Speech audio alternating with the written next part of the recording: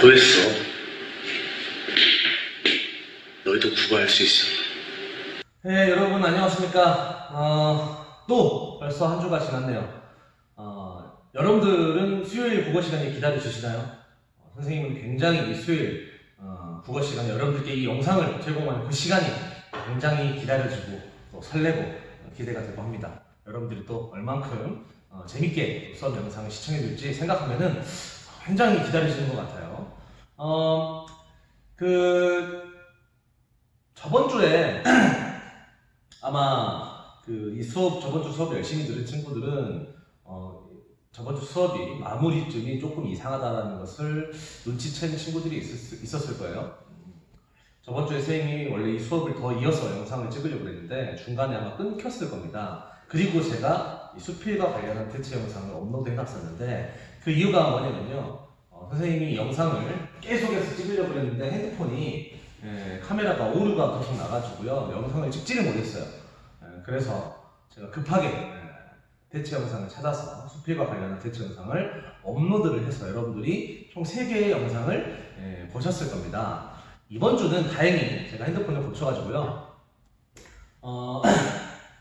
저번 시간에 우리가 이 처음 부분 한번 읽었었거든요. 그래서 여러분들도 일주일 지나가지고 까먹었을 수도 있으니까는 잠깐 처음 부분 언급을 하고 가운데 부분부터 선생님이랑 같이 읽어나가도록 할 거예요. 그 전에 드디어 우리가 곧 있으면 얼굴을 마주하면서 수업을 할 수가 있을 것 같습니다. 정부에서도 5월 한 셋째 주 18, 19일 전부터 순차적으로 이제 등교 계약을 할 수도 있다라는 그러한 오늘 5월 4일 제가 영상을 찍는 이 날은 5월 4일이거든요. 여러분들이 보고 있는 지금이 날짜는 5월 6일이지만 선생님이 지금 5월 4일에 찍고 있기 때문에 아마 오늘 오후쯤이나 발표를 할 것 같아요.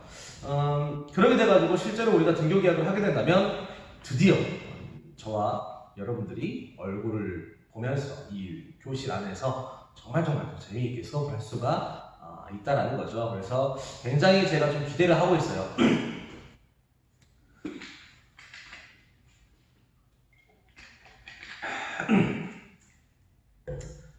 여러분들 3월부터 언제 보나 했는데 벌써 이제 2달이 지나버렸어요.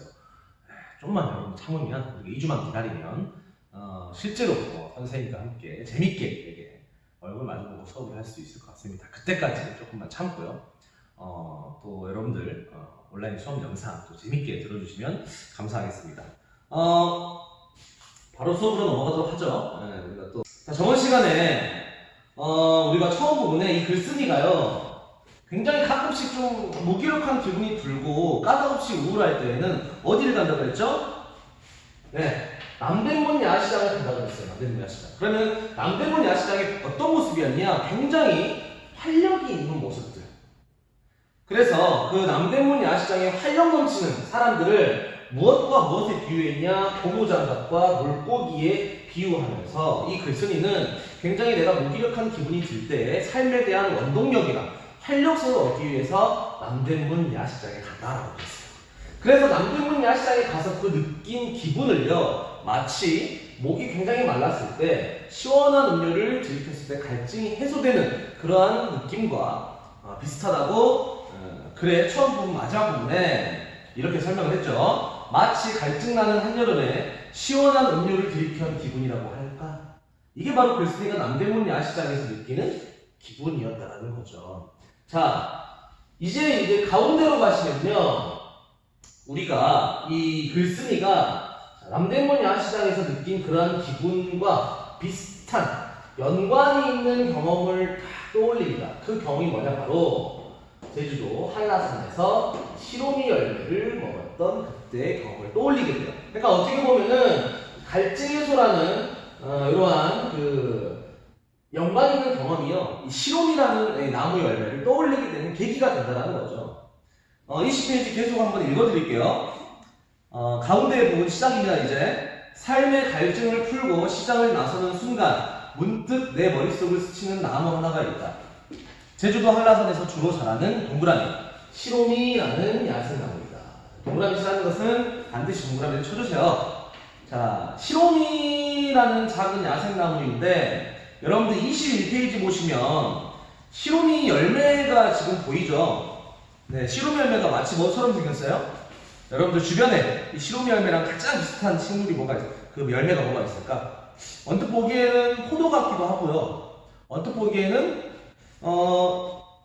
거봉 같기도 한데 제가 그래서 또 네이버에다가 검색을 해봤거든요. 이 시로미 열매가요. 여러분 블루베리 알죠? 블루베리. 네, 그런 블루베리처럼 베리과에 속하는 열매라고 해요. 굉장히 몸에도 좋고요. 우리 약재로도 많이 쓰이고요. 과거에 그 중국의 진시황이라는 황제 알죠? 정말 영생을 얻기 위해서 엄청 노력했던 황제로도 유명한데요. 그 진시황이 불로초를 구해오라고 신하한테, 불로초라는 게 뭐예요? 안입을 늙을로 늙지 않는 약초를 구해오라고 신하한테 시키니까 신하가 시로미 열매를 가져갔다라는 그러한 전설도 있더라고요. 아무튼 자, 그러한 시로미 나무와 관련한 어떤 경험이 있는가 살펴보도록 합시다. 계속해서 읽어드리도록 하겠습니다. 얼마 전 한라산에 오른 적이 있다. 훼손되지 않은 자연 상태의 나무들을 보고 싶어 일부러 사람들이 잘 다니지 않는 길을 택했다. 거기서 발견한 것이 시로미이다. 해발 1500m 이상의 고지대에서만 자라는 시로미는 주로 제주도 고산 지역에서 발견되는 희귀한 나무이다. 한 뼘 정도밖에 안 되는 키에 열매마저 작아 여간에선 눈에 띄지 않는다. 하지만 밑줄, 그 작고 보잘것없는 나무의 위력은 대단하다. 이게 이제 글쓴이가 궁극적으로 말하고자 하는 바야. 이 작고 보잘것없는 나무의 위력이 어때요? 대단하다. 여러분들 한라산 가본 적 있으세요? 저도 한라산을 딱 태어나서 한 번 가봤던 것 같아요. 언제 가봤냐면은 제가 고등학교 1학년 수학여행 때 한라산을 갔었는데, 그때 이제 한라산 꼭대기인 백록담까지는 오르지 못하고요. 중간에 이제 눈이 많이 와가지고 하산을 했던 것 같은데, 일단 한라산이 굉장히 산이 높다라는 건 알고 계시죠? 한 1900여 미터 정도 되는데, 이 시롬이라는 열매가 1500m 이상의 고지대에서만 자란대요. 여러분들 우리 광주에 있는 이 명산 뭐죠? 무등산이죠? 무등산의 높이는 몇 미터일까요? 하나, 둘, 셋. 제가 봤을 때 한 50명 정도 친구는 대답하신 것 같은데, 우리 버스 번호도 있죠? 여러분들 1187번 버스 아시죠? 그거 무등산 가는 버스거든요. 네, 바로 무등산의 높이는 1187m입니다. 잊지 마세요. 혹시 여러분들 무등산 꼭대기는 올라가 보셨나요? 무등산이 입석대와 서석대와 천왕봉이 있죠. 근데 이 천왕봉 꼭대기는 군부대가 있기 때문에, 공군부대가 있거든요. 그래서 공군부대 내에 있기 때문에 1년에 4번밖에 개방하지 않아요. 그래서 자주 가볼 기회가 없는데, 선생님은 한 4년 전에 딱 개방했을 때 무등산 천왕봉 1187m 그 꼭대기를 찍고 내려온 사람입니다. 여러분들 나중에 시간이 되신다면, 또 개방하는 날이 맞다면, 개방하는 날가 맞다면은 한번 무등산 꼭대기까지 올라가 보시는 것도 광주에 사는 사람이면 굉장히 좀 뿌듯한 경험인 것 같아요. 아무튼 또 제가 이야기가 산으로 가고 있죠. 정말 산으로 가버렸네요. 무등산으로. 자, 이제 한라산으로 다시 가시죠. 자, 그러면 왜 이 시로미 열매의 위력이 대단했는가? 한번 다음 글을 읽어보도록 할게요. 시로미를 처음 발견했을 때 마침 무척 목이 말랐다. 물통에 물도 다 떨어지고 입안이 바짝 마르던 차에 나는 시로미의 검붉은 열매를 한 움큼 따서 입안에 털어넣었다. 자, 시큼털털한 첫맛에 얼굴이 찡그려졌지만, 자, 지금 시로미 열매를 먹은 경험을 상세하게 묘사하고 있네요. 이내 단기운이 가득 퍼지면서 입안 구석구석을 적셨다. 마치 여러분들이 시로미 열매를 머금고 있는 것 같은 느낌이 들죠? 이것을 바로 묘사라고 합니다. 묘사. 적어놓으세요. 묘사. 콩알보다 작은 열매에 어떻게 그런 물기가 담겨 있는지, 그 작은 열매 한 줌 먹은 것이 꼭 약수 몇 사발을 들이켠 기분이었다. 그러고 나서 백록담에 오르는데, 거짓말처럼 전혀 목이 마르지 않았다. 자, 여기에서 왜 이 글쓴이가 시로미의 위력이 대단하다고 느꼈는가? 그 까닭이 나오죠. 바로 시로미라는 열매가 이 글쓴이 무엇을 해소해줬기 때문이에요? 그렇죠? 갈증을 해소시켜줬기 때문에 이 글쓴이는 시로미라는 열매가 가진, 이 작은 나무의 열매가 가진 그 위력이 참 대단하다고 느껴버린 거예요. 그러니까 지금 글의 처음 부분의 전개를 보시면요, 정말 답답하고 우울한 감이 들 때 이 작가는 남대문 야시장에 간다 그랬고요. 남대문 야시장에 가서 느낀 기분을 마치 더운 여름에 시원한 음료를 들이켰을 때 느낀 갈증 해소의 느낌이라고 그렇게 설명을 했어요. 그러면서 갈증 해소? 그러고 보니까는 이것과 연관이 있는 내가 경험이 있는데 하다 보니까 무엇을 떠올려 버린 거예요? 시로미 열매를 떠올려 버린 거예요. 그러다 보니까 시로미 열매가 왜 위력이 대단했지? 이 시로미 열매는 굉장히 작은 나무의 열매에 불과했지만 나의 갈증을 해소해줬거든 하면서 그 다음에 어떻게 느낀지 한번 읽어드릴게요. 바로 다음 줄. 건조하고 메마른 한라산 고지대에서 시루미는 어떻게 그런 실한 열매를 맺을 수 있었을까 하면서 자연스럽게 이제 이 작가의 시선이 어디로 가냐면요. 생각이 어디로 가냐면요. 그래, 시루미는 작고 버젓거덥지만 나에게 가치 있는 역할을 했어. 이것과 비슷한 식물들이 우리 주변에 굉장히 많아. 무엇이 있을까 하면서 이제 쭉쭉쭉쭉 글을 전개해 나가는 거예요. 이해되시죠? 선생님도 이런 경험이 있거든요. 시로미 열매는 아니었지만 굉장히 더운 여름날에 갈증이 이제 막 나는데요. 제가 차가운 수박을 먹었어요. 원래 사람이 갈증이 나면 이렇게 물을 마셔야 되는데 제가 물을 마시는 게 아니라 차가운 수박, 우리가 수분기를 많이 머금고 있는 과일들이 굉장히 많죠. 수박도 있고요. 복숭아도 그러고요. 배도 그러고요. 근데 제가 수박을 딱 먹었는데 순간 그 갈증이 해소되는 기분들 아시죠? 여러분들 수박 좋아하시는 분들 다 아실 거예요. 여름날에 딱 수박 한 입 베어 먹으면 안쪽으로 그 입안에 그 수박의 수분기가 딱 퍼지면서 달콤한 그런 향이 쫙 퍼지면서 뭔가 시원한 에어컨 쐬면서 선풍기 쐬면서 드라마 보면서 먹으면은 아주 갈증이 날아가는 그런 경험들을 다 해보셨을 겁니다. 그래서 작가는 그 다음에 이제 처음으로 이제 시로미에 대한 이야기를 하고요. 그 다음에 이제 어떤 식물들에 대한 이야기를 하는지 한번 보도록 합시다. 이어서 작고 보잘것없지만 가치 있는 역할을 하는 식물들 그 두 번째 보도록 하겠습니다. 자, 교과서는요 21페이지고요. 읽어드리겠습니다. 시루미처럼 보잘것없어 보이지만 제 존재 가치를 분명히 지니는 나무는 생각외로 우리 주변에 많다. 공원이나 건물가에서 흔히 볼 수 있는 키 작은 관목의 동그라미. 관목들만 봐도 그렇다. 자, 관목이라는 것은 어휘풀이 아래 나와 있죠. 한번 읽어드릴까요? 키가 작고 원줄기와 가지의 구별이 분명하지 않으며 밑동에서 가지를 많이 치는 나무, 떨기나무로 순화 이렇게 적혀 있네요. 이 관목들만 봐도 그렇다. 자, 밑줄 한번 그어볼게요. 숲이 생길 때 가장 중심부에서 그 틀을 잡아주는 관목들. 자, 밑줄 한번 그어볼게요. 관목들의 역할이 뭐죠? 숲이 생길 때 틀을 잡아준대요.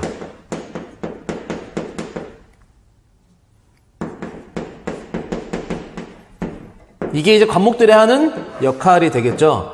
자, 역할 1번이라고 제가 달아놓을게요. 자, 어느 정도 숲이 완성이 되면 키 큰 나무들에게 자리를 내주고 언저리, 즉 숲의 주변부로 밀려난다. 키가 큰 교목들 틈에선 살아날 수가 없기 때문이다. 그러나 언저리에 잡은 관목들은 숲 주변부로 자기들 밀어낸 교목들을 보호해준다. 이 볼품없는 관목들이, 자, 두 번째 밑줄, 자연재해에 맞서며 숲 전체를 지켜나간다. 자연재해에 맞서고요. 숲 전체를 지켜나간다라는 거예요. 이게 관목의 두 번째 역할에 해당하겠죠. 즉, 관목이 왜 가치가 있는 것이냐? 우리가 공원이나 건물가에서 흔히 볼 수 있는 이 키 작은 나무들이요. 일단 첫 번째로 숲을 이룰 때 가장 중심부에서 먼저 그 틀을 잡아주고, 그러고 나서 이제 쭉쭉쭉 밀려나게 되겠죠. 그러면서 이 언저리의 자리를 잡아요. 그러한 관목들이 자기들을 밀어낸 거목들을 자연재해로부터 보호하는, 결국에는 이 보잘것없는 관목이 숲 전체를 지키는 역할을 한다. 그래서 작고 보잘것없는 없지만 가치 있는 역할을 하는 두 번째 식물이 바로 관목이었습니다. 자, 그 다음 계속해서 읽어드릴게요. 자, 이 덕분에 숲은 보다 다양한 종이 어우러져 건강한 모습을 이뤄간다. 어디 그뿐인가? 불모지가 된 땅을, 자, 불모지 어휘풀이 나와 있으니까 한번 읽어보세요. 불모지가 된 땅을 다시 푸르게 만드는 것 역시 보잘것없는 작은 나무와 풀들이다. 아무런 생명도 없던 메마른 땅에 평상시에 외면만 당하던, 죄송합니다. 물 한번 먹고 갈게요.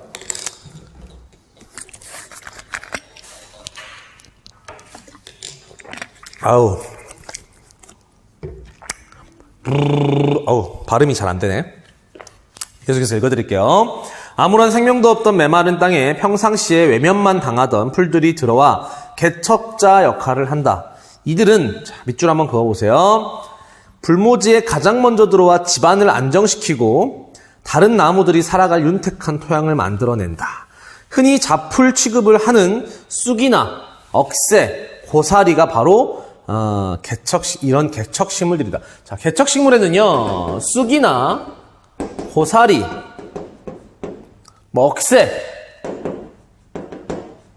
이러한 것들이 있는데, 개척식물들이 하는 역할이 뭐였죠? 불모지의 집안을 안정시키고 윤택한 토양을 만들어낸다. 불모지에 집안을 만들어내고, 집안이라고 하는 것은 그 땅의 기초가 되는 것을 말하죠. 윤택한 땅을 만들어낸다. 이러한 것들도 보잘것없지만 이러한 가치 있는 역할들을 한다라고 계속해서 지금 말해주고 있습니다. 그래서 세 번째 개척식물들까지 지금 언급을 했습니다. 개척식물에 동그라미 쳐놓을게요. 쑥이나 억새, 고사리 여기에 동그라미 쳐놓도록 하시죠. 산불로 폐허가 된 땅의 첫 방문자 역시 마찬가지이다. 길이도 짧고 몸통도 얇아 기껏해야 울타리나 빗자루 정도로밖에 사용되지 못하는 쌀이나무 동그라미. 쌀이나무는 불난 자리를 녹화하는 주역이다. 녹화라는 건 뭐냐면 지금 제가 찍고 있는 영상 녹화가 아니라요. 풀을 녹자, 푸르게 다시 만들어낸다라는 거죠. 네. 사람들에게 많이 알려져 있지만 그렇다고 결코 대접받는 축에 끼지 못하는 고사리 역시 쌀이나무와 비슷하다. 일단 쌀이나무 먼저 한번 보도록 할게요. 자, 쌀이나무는요, 여러분들 우리 학교에서도 중앙현관에 보시면 이 쌀입이라 해가지고 빗자루가 이렇게 쓰는, 낙엽 쓰는 빗자루가 있습니다. 기껏 그렇게 정도로밖에 사용되지 못하는 쌀이나무인데 이게 바로 불난 자리를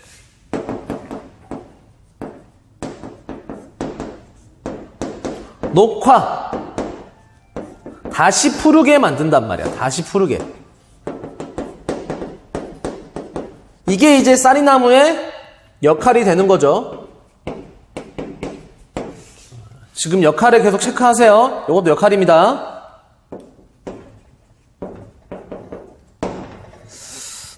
자, 그 다음 사람들에게 많이 알려지지만 그렇다고 결코 대접받는 축에 끼지 못하는 고사리 역시 쌀이나무와 비슷하다. 거친 들에서 흔히 볼 수 있는 고사리는 타고난 그 씩씩함으로 잿더미 속에 가장 먼저 자리를 잡고 싹을 틔운다. 고사리에 동그라미 쳐보도록 하시죠. 자, 고사리의 역할 뭐였죠? 밑줄 그으셔야겠죠? 잿더미 속에 가장 먼저 자리를 잡고 싹을 틔운다. 잿더미 속에서 싹을 틔우는 역할.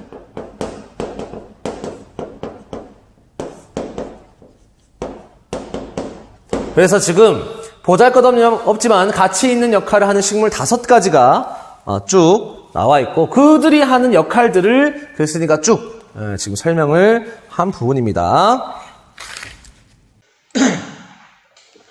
자, 그러면 이번 시간에는 지금 제가 가운데 부분을 둘로 나눴습니다. 처음 부분과 가운데 1 부분까지 제가 설명을 드렸고요.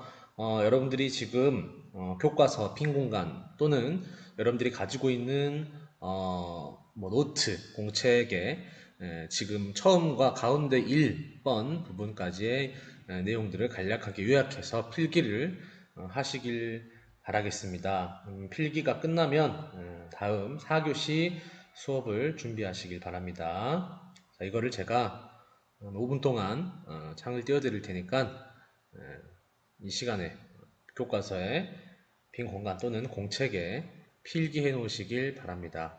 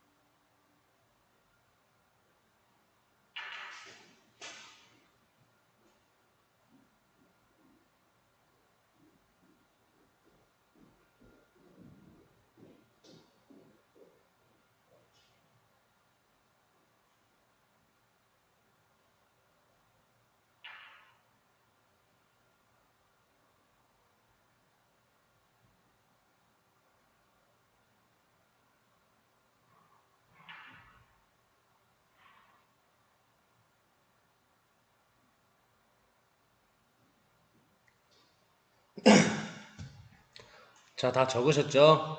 네, 그러면은 조금 쉬었다가 4교시 수업 들으시길 바랍니다. 3교시 수업은 요약 정리까지 하고 마치도록 하겠습니다. 수고하셨습니다.